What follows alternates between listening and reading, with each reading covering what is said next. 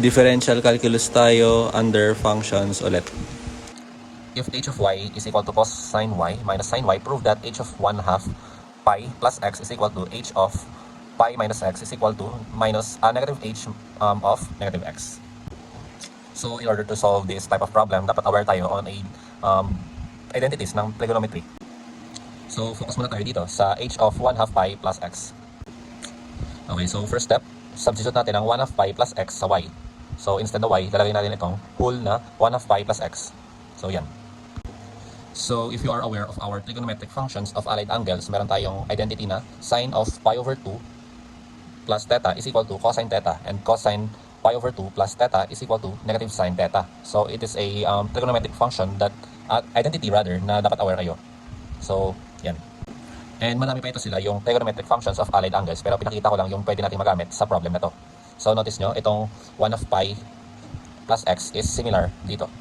Pi over 2 tsaka 1/2 pi is parehas lang naman. Tapos yung variable nila, dito is theta and dito is x. So parehas lang naman yun. So pwede natin ma-apply ito, dito, tsaka itong cos pi over 2 plus theta equal to negative sine theta dito. So applying it, so itong cosine magiging negative sine na lang. So negative sine x. Itong ano naman, sine, magiging cosine x na lang. So we now have this expression para sa h of 1/2 pi plus x. So dito naman tayo, no? So yan. So copy muna natin ito. Then substitute natin ang pi minus x. By substituting the values of our y, we have cos pi minus x and subtracted by sine pi minus x. And again, by using our trigonometric functions of allied angles, we have sine pi minus theta is equal to sine theta, and cosine pi minus theta is equal to negative cosine theta.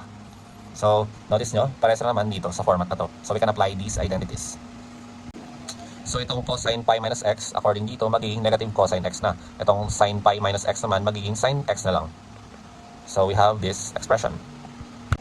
So we now have this one. And notice nyo, equal sila. Yan, magkabaliktad lang. Pero parehas pa din naman sila ng value. Kasi nga, order lang naman yung nagbago. And finally, sa ating negative h of negative x. So copy lang natin. Then substitute. And so we now have cosine negative x minus sine negative x. So having our even odd identities, we have sine negative theta is equal to negative sine theta, and cosine negative theta is equal to cosine theta. So let's apply these dito. So itong cosine negative x natin magiging cosine x lang. And itong sine negative x naman sa loob is magiging negative sine x. Pero since may subtraction sign dito, so makakancel out ang dalawang negative sign, so magiging positive na. And notice nyo, negative yung ating function. So subtract natin both sides by negative 1. And therefore, we have an answer of h of negative x is equal to negative cosine x minus sine x. So notice nyo, pareha sila lahat ng value. Negative cosine x minus sine x. And that is how you prove these three. So if you want to master these types of problems, dapat aware kayo sa ating mga trigonometric identities. Kasi madami yan sila. So yun lang. Thank you.